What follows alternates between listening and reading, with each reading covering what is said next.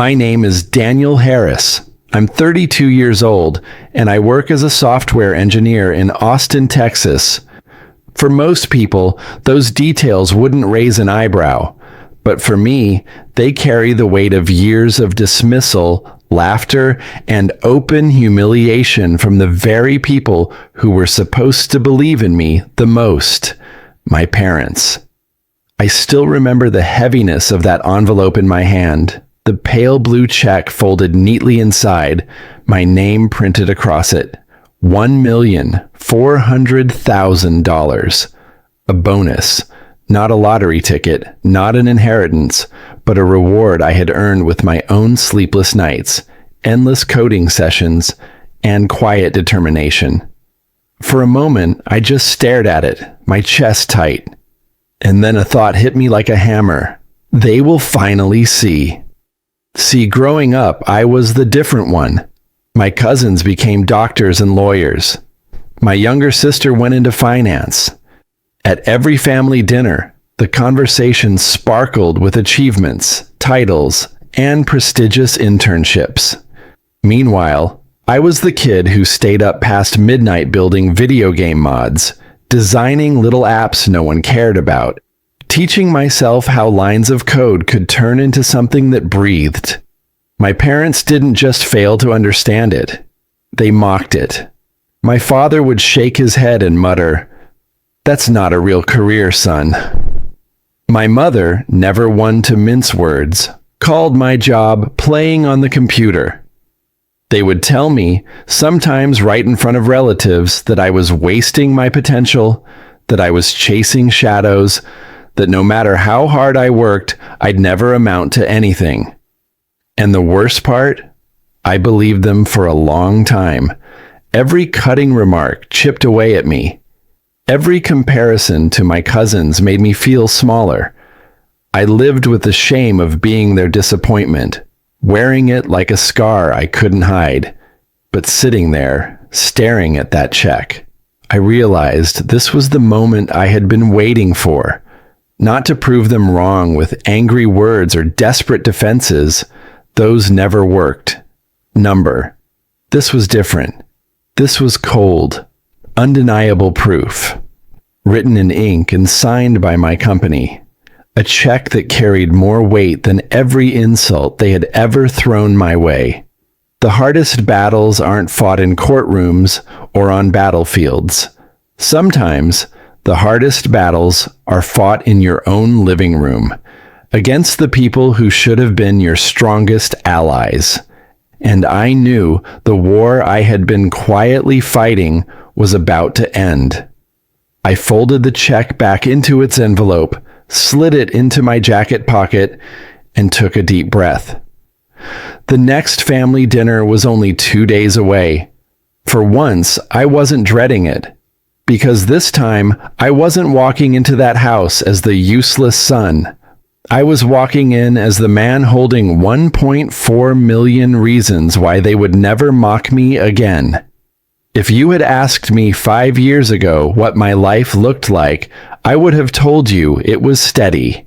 Not glamorous, not loud, but stable, I thought. That was enough. I grew up in a house where success was defined in strict, unforgiving terms. My father believed in titles, not effort. My mother believed in appearances, not passions. To them, achievement was a straight ladder. Straight A student, top university, then a respectable career, doctor, lawyer, banker. Anything else? A failure in disguise. The funny thing is, I really tried to climb that ladder at first. I took the AP classes, sat through endless test prep sessions, smiled through family dinners where everyone compared grades like trading cards. But when I was alone, I didn't reach for textbooks. I reached for my old laptop. I loved building things no one asked me to build. Little scheduling apps, clunky websites, a chatbot that barely worked. It wasn't polished, but it was mine. My parents didn't see it that way. To them, I was wasting time. "It's not a real job," my father would mutter whenever he saw me hunched over the keyboard. My mother's favorite phrase was sharper. You're just playing games. They thought I was chasing shadows while my cousins were chasing careers. And yet, in my world, I felt alive. College didn't come easy. I didn't have Ivy League banners or scholarships to brag about. But I scraped my way through, balancing part-time jobs with late-night coding. I worked at a gas station for a while, stocking shelves at midnight, then rushing home to test out new projects before class. Exhaustion was a constant, but so was this flicker of hope inside me. If I could just build something good enough, someone would see it. I imagined my parents clapping me on the back one day, proud that I had made it. That dream carried me through the worst nights. There were small victories along the way. I got my first real job at a modest software company in Austin. The paycheck wasn't much, but it felt like oxygen after years of being broke.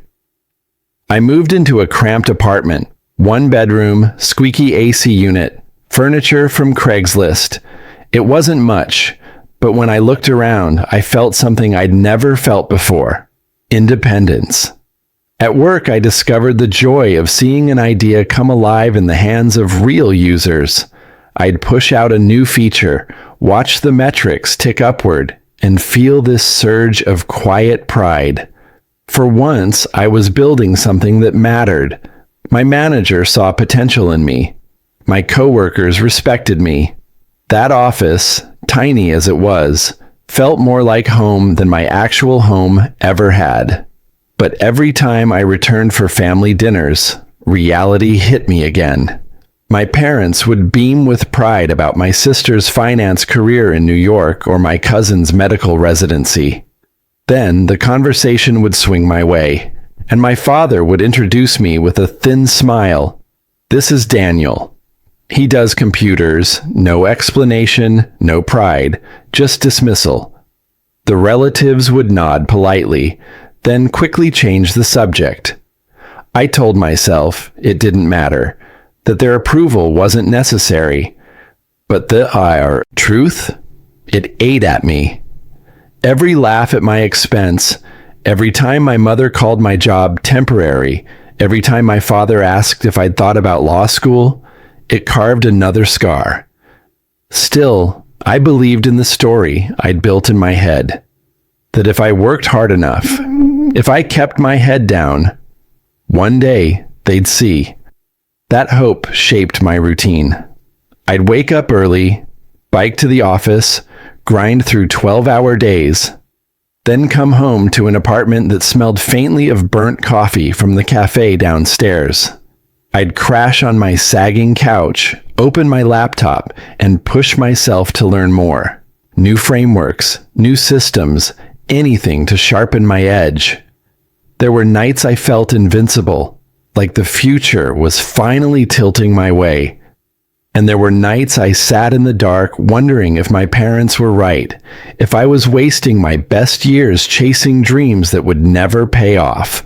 But then the promotions started. First a small bump in salary, then a bigger role on a critical project. My team began relying on me. My manager said words my parents never had. "We couldn't have done this without you." I remember calling my mother to share the news. She paused, then said, "That's nice.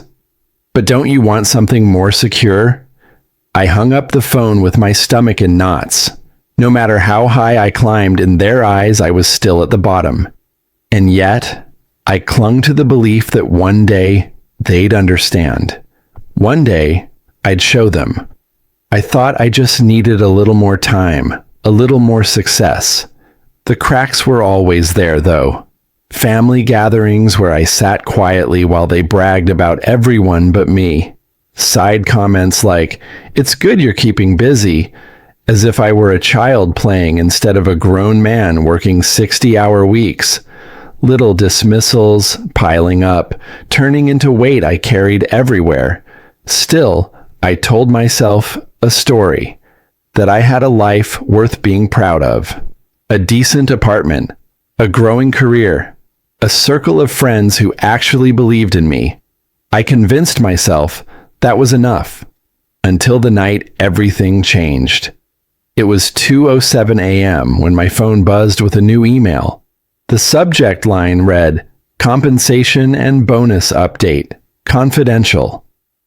I didn't open it right away. I just sat there, staring at the glow of the screen in the dark, feeling something shift deep inside me. The life I thought I had was about to collide with the life I was about to earn. And nothing, especially my parents' laughter, would ever sound the same again. The thing about doubt is that it doesn't show up like a thunderstorm. It seeps in like water through cracks, slow, invisible at first, then suddenly you're standing in a flood. After that late-night email, I felt the first current shift in my life. I didn't open it right away, but I sensed it held something big. And for the first time, instead of feeling excitement, I felt this gnawing thought. If I tell my parents, will they even care? That's when I realized my silence around them had grown into a habit. I had stopped sharing wins. I no longer mentioned projects, promotions, or late nights. Why hand them ammunition for another joke? Why give them the chance to minimize what I bled for? At family dinners, I noticed myself watching more than speaking. My sister would talk about her Wall Street clients, and my parents would lean forward, eyes shining. My cousin would brag about his first big surgery, and my father's chest would puff with pride as if he'd held the scalpel himself. Then the conversation would drift toward me, and the air shifted. My father's voice went flat. "Daniel's still with that computer company." My mother would add, "He works long hours. Hopefully, it'll lead somewhere." That last part always sliced deeper than the words themselves. Hopefully, it'll lead somewhere. In their eyes, I was still wandering, still unproven, still lost. And yet, part of me stopped fighting it. I told myself, fine, let them underestimate me. That's when my suspicion turned inward. I started to wonder, were they ever going to respect me? Or had their minds already locked me in the box labeled failure forever? It wasn't just words. It was the little things. Like the Christmas when I bought my father a smartwatch. He opened it, smiled politely, then set it aside. A week later, I saw him wearing the leather wallet my cousin had given him instead. Or the night I covered the dinner bill at a steakhouse. My parents didn't even say thank you. My father just muttered, "Don't spend too much on us. Save for your future." As if I were a child playing at generosity instead of a man who had earned every cent. Even at my apartment, their tone never changed. I invited them over once, proud of the small place I'd made into a home. My mother walked through the rooms and said, "At least it's clean." My father looked out the window at the parking lot and asked, "No garage?" It didn't matter what I did. It was never enough. So I started keeping my world separate. At work, I thrived. My team respected me. My manager trusted me with projects worth millions. But at home, I shrank back into the role they'd written for me. The son who hadn't measured up. The tension built in silence. Every snide remark became a seed, and I carried them in my chest. I stopped trying to argue because arguments never worked. The more I defended myself, the more they doubled down. So instead, I observed. I took mental notes the way I used to track bugs in code, and the pattern was clear. They didn't want to understand. They didn't need to. Their pride was built on comparison, on stacking me against cousins and siblings, on proving they'd raised at least one real success. If I didn't fit the narrative, they would write me out. I remember one dinner in particular. My sister had flown in from New York. My parents set the table like royalty was coming. Crystal glasses, fresh flowers, steaks from the expensive butcher. She talked about a massive client deal she'd closed, and they hung on every word. When she paused to sip her wine, I added quietly, "We just signed a new enterprise contract too, biggest in our company's history." Silence. My father cleared his throat and asked my sister about her apartment in Manhattan. My mother laughed and said, "Oh, we should visit you there." The way they ignored my words, it wasn't forgetfulness. It was deliberate. That was the night I knew. I wasn't just unseen. I was dismissed. The unraveling wasn't dramatic. It was death by 1,000 cuts. Each time they overlooked me, each time they joked about my little computer job, something inside me hardened. I stopped expecting validation. I stopped craving their praise.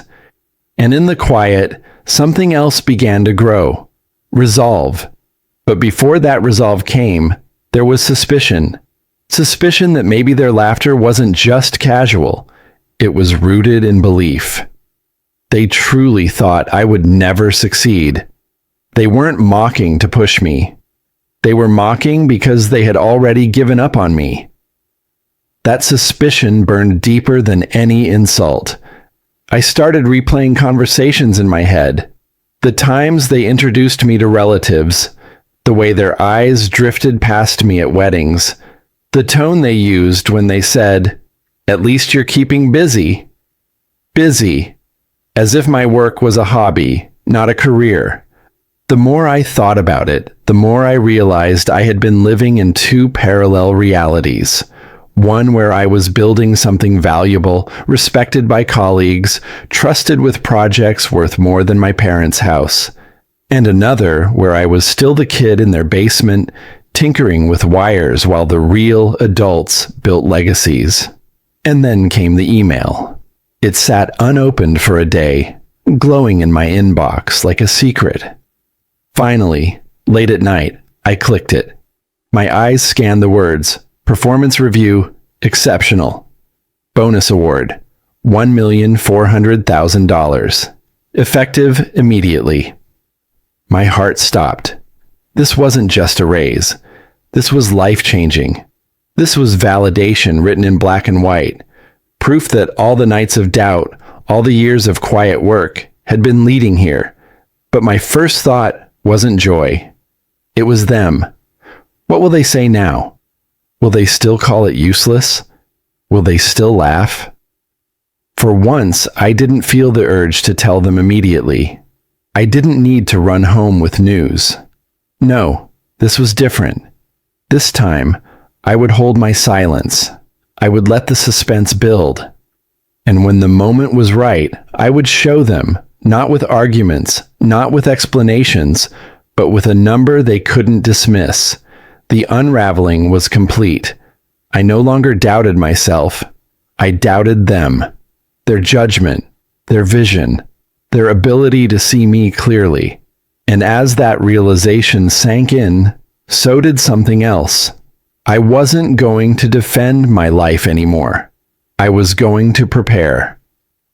I didn't cry that night. I didn't even smile. I just closed the laptop, leaned back, and whispered to myself, "It's time." It happened at a family gathering I'll never forget. A Sunday evening in early spring, the kind of night when everyone crowds into the living room, plates of food balanced on their laps, voices competing over each other. I had just come off the most intense quarter of my career. My team had pulled off a project that most people thought was impossible, integrating a new system without breaking the entire platform. The sleepless nights, the endless code reviews, the fire drills at 2 a.m., all of it had finally paid off. The email announcing my $1.4 million bonus still sat in my inbox like a secret weapon. But in that room, none of it mattered.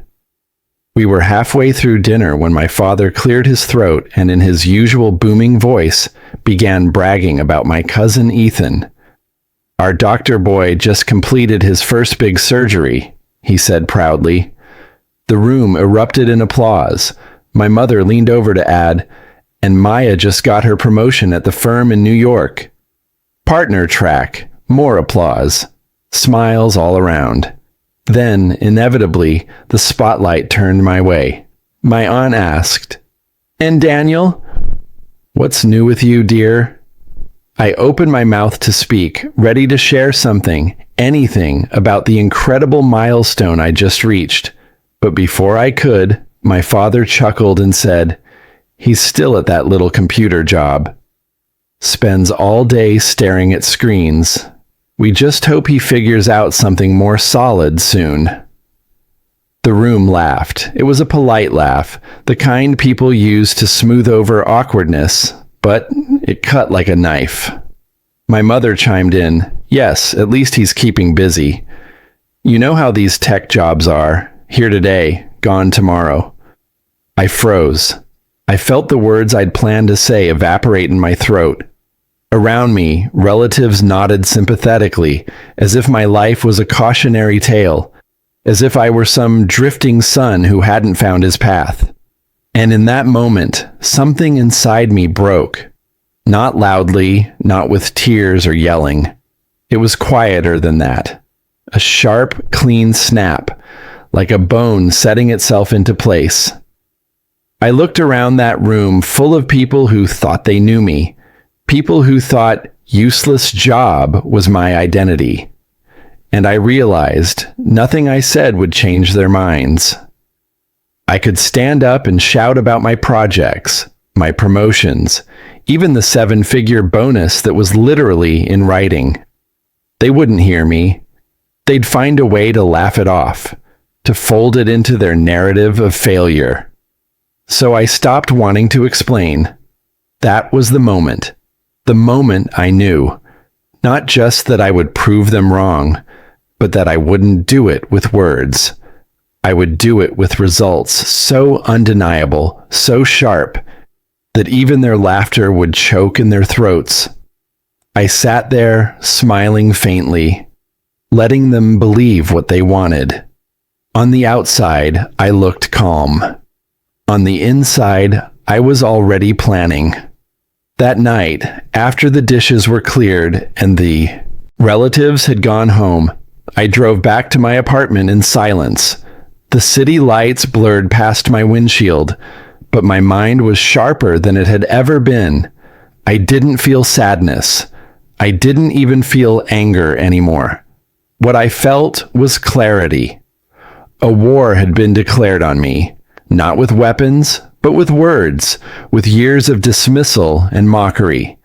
And if there was one thing I knew how to do, it was fight wars silently. I opened my laptop when I got home, pulled up the bonus email again, and read it 3 times over. Each digit burned into my brain.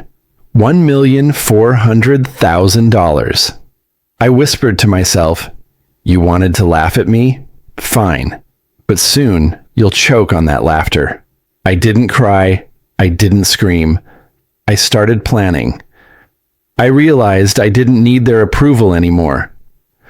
What I needed was patience. And patience, when paired with proof, becomes the sharpest form of revenge. When people picture revenge, they imagine shouting matches, slam doors, maybe even fists on the table. Mine looked nothing like that. My revenge was quiet, patient, a slow, deliberate sharpening of the blade until it was ready to slice with one clean motion. After that family dinner, when my father's laughter echoed in my ears like a taunt, I made a decision. I wouldn't argue with them anymore. I wouldn't waste another breath trying to prove myself in conversations designed to belittle me. Instead, I would let results do the talking. And when the moment came, it would be so undeniable they'd have no choice but to sit in silence. The first step was control. Control of my work, my finances, and my image. I knew the $1.4 million bonus was already secured, but I wasn't going to blow it or flaunt it. Not yet. I wanted every detail of my life to be proof of discipline, of stability, of success that could not be mocked.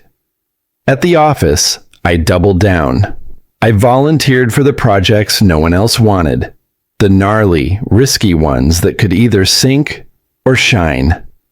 I stayed late, not because I had to, but because I wanted to. Every line of code, every system I designed, felt like another nail in the coffin of their doubts. But I wasn't reckless. I documented everything. Every milestone, every performance review, every congratulatory email from executives. I saved them in folders labeled by quarter, like a lawyer building an airtight case. If my parents wanted proof one day, I would have it stacked, signed, and time-stamped. Financially, I became surgical. I opened new accounts, diversified investments, and paid off lingering debts. I didn't buy the flashy car my coworkers bought after their bonuses. I didn't upgrade to a penthouse or drop money on designer suits. No, I wanted my wealth to grow quietly, invisibly, like a storm building offshore. I also started keeping a journal, not of feelings, but of facts. Each entry recorded a success, a detail, a reminder of what I had achieved. Led system migration ahead of schedule. Received private thanks from CEO bonus. Confirmed by HR, funds pending. On paper, it looked like a war log. And maybe that's what it was. Screenshots, copies, contracts. I built a digital archive that no dismissal could erase. My parents had always treated my career as intangible, something you couldn't see or touch. I was determined to make it tangible. Hard proof. And yet, I didn't breathe a word of it to them. Not a hint. At family dinners, when my father asked casually if I'd thought about grad school, I just smiled and said, "I'm keeping busy." Inside, I savored the irony. I also studied patience. The hardest part wasn't working harder. It was keeping calm in the face of continued mockery. They didn't stop after that dinner. If anything, they leaned into it. "How's your little computer job?" my mother would ask with a laugh. My father liked to remind me, "One layoff and you'll come crawling back home." Each jab was a test, and every time I passed it by, smiling faintly, nodding politely, I grew stronger. I wasn't their punching bag anymore. I was a wall. Their words bounced off me, and they never noticed. Outside of family, though, I let the truth show. With colleagues, I was confident, assertive. With friends, I celebrated small victories. With mentors, I asked for guidance. I built a version of myself in the world that was whole, respected, admired. And I kept that version hidden from my parents, like a soldier keeping a secret weapon until the right battle. The strategy deepened when I realized something. My parents didn't just mock me because they doubted me. They mocked me because they had power. They believed they defined the narrative of who I was. If I took that power away, I would win. So I planned the reveal. Not a shouting match, not a desperate plea, but a controlled strike.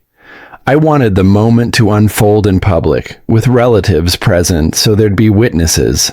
I wanted their own social circle to see the truth, to hear it in their voices when they realized they'd been wrong all along. I pictured it clearly. The family gathered again, the same laughter, the same dismissals. And then, calm as stone, I would place the check, or its copy, on the table. Let them read the numbers themselves. Let silence swallow the room. That vision carried me through the months that followed. In the meantime, I worked on myself, not just financially, but physically, emotionally. I started running every morning, not to prove anything to them, but to sharpen my own discipline. I refined my wardrobe, not flashy, but sharp, professional.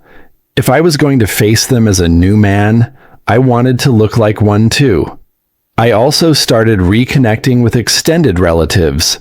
Casual phone calls, polite catch-ups, not bragging, never bragging, just planting seeds, letting them know I was doing well. I wanted the reveal to ripple through the family like a stone in water. Every time my parents mocked me during this period, I smiled inwardly. They had no idea. They thought they were breaking me down, but really, they were helping me build the perfect contrast. The higher their laughter rose, the harder it would crash when the truth came out. I think back to one particular Sunday when my father said, "At least your sister's job is real. At least she's helping people." I simply nodded, sipping my coffee. Inside, though, I thought, you have no idea what I've built. And soon, you won't be able to ignore it. By the time the next big family gathering approached, I was ready. Everything was in place. The bonus check printed and tucked neatly into an envelope, my portfolio of proof stored on a flash drive, my mind rehearsed and calm. I didn't plan to yell. I didn't plan to gloat. I planned to be silent, composed, unshakable, because nothing unsettles mockers more than the person they laughed at standing tall without saying a word. And as I slipped the envelope into my jacket pocket that morning, I felt no anger, only clarity. They thought I'd never fight back. They thought I'd never succeed. But they forgot. I've been trained to win wars without raising my voice. The table was set. The relatives were laughing, and I reached into my jacket pocket, fingers brushing the edge of that envelope, ready to end the war they didn't even know they'd started. Family dinners always followed the same rhythm.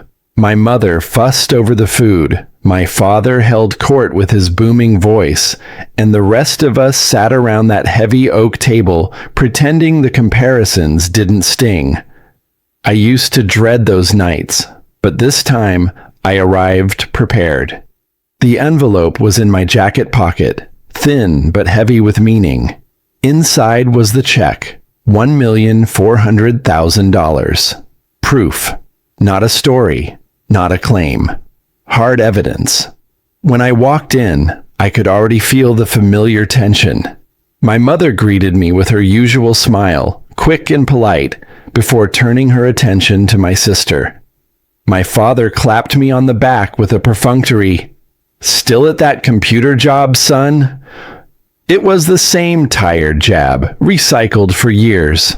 I just nodded, my face calm. Inside, I thought, not for long. We ate in the usual order: salad, main course, dessert. My sister talked about an upcoming client deal, and my parents leaned in with admiration. My cousin bragged about his latest medical rotation, and my father nearly beamed with pride. When the spotlight shifted to me, the script repeated itself. "So, Daniel," my aunt asked kindly, "how's work these days?" I opened my mouth, but my father beat me to it. "He's still staring at screens all day," he said, laughing. "We're hoping he'll grow out of it." Laughter rippled around the table. Not cruel laughter, but polite, nervous. It was enough. Enough to remind me why I'd carried that envelope. I let the moment breathe, let the chuckles fade. Then, without a word, I reached into my jacket pocket and placed the envelope gently on the table. The sound was small, but it silenced the room. My father frowned. "What's this?" "Something from work," I said quietly. My voice was calm, almost casual. "I thought you might want to see." He slid the envelope open, unfolded the check, and froze. My mother leaned over, eyes scanning the digits. The silence stretched so long you could hear the clock ticking in the hallway. Then my cousin spoke first, his voice barely above a whisper. "Is that a bonus check?" My father's mouth opened, then closed. He looked again, as if the numbers might change. My mother's hand trembled as she set the paper down on the table. 1,400,000, she said softly. Her voice cracked. I didn't gloat. I didn't explain. I just sat there, letting the weight of it fill the air. The room had flipped in an instant. Moments before, I was the family's running joke. Now not a soul could meet my eyes. My aunt stared at her plate. My cousin cleared his throat. My sister shifted uncomfortably, for once not the star of the evening. My father finally spoke. Is this real? Yes, I said simply. It's my performance bonus. From the company you've all been laughing about. The silence after that wasn't awkward. It was reverent, like the air in a courtroom after the verdict has been read. My mother tried to smile, but it faltered. My father pushed his chair back slightly, as if the check itself carried weight. You never said, he started. I cut him off gently. Would you have listened? That was it. No anger, no raised voice. Just the truth, hanging in the air like a blade. For once, no one had a comeback. The rest of dinner crawled by in near silence. Conversations sputtered out. The usual boasting was gone. My parents' voices, once so loud, had gone quiet. They looked at me differently.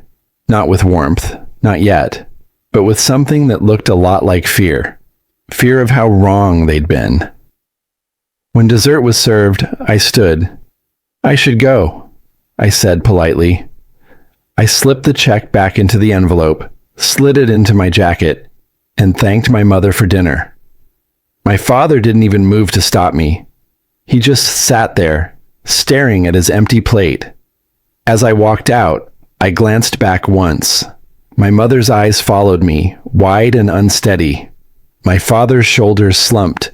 For the first time in my life, I saw them not as towering critics, but as small, flawed people. And it felt liberating. The fallout spread quickly. Within a week, relatives were calling me, not to mock, not to dismiss, but to congratulate. Word of the bonus had traveled fast, passed from mouth to mouth with awe. Suddenly, the same people who once patted my shoulder with pity were asking me for career advice, for connections, for help with their kids who wanted to get into tech. I didn't feel the need to brag. I didn't even correct their sudden respect. I just let it happen, calm as stone. My parents, though, they changed the most. My mother called one evening, her voice softer than I'd ever heard it. Daniel, she said, we're proud of you. I let the words hang there. They were decades too late, and yet part of me had always wanted to hear them. My father was slower to come around. He didn't apologize, not outright. But the next time I saw him, he shook my hand firmly, like one man acknowledging another. That, from him, was more than any apology. But here's the thing, I didn't need their approval anymore. That was the real victory. The check had shifted something in the family, yes, but it had shifted something bigger inside me. I realized I had been living for their validation my entire life, and now I no longer cared for it. They had fallen, not because I yelled, not because I fought, but because I stayed silent, patient, and let success speak louder than anything else ever could.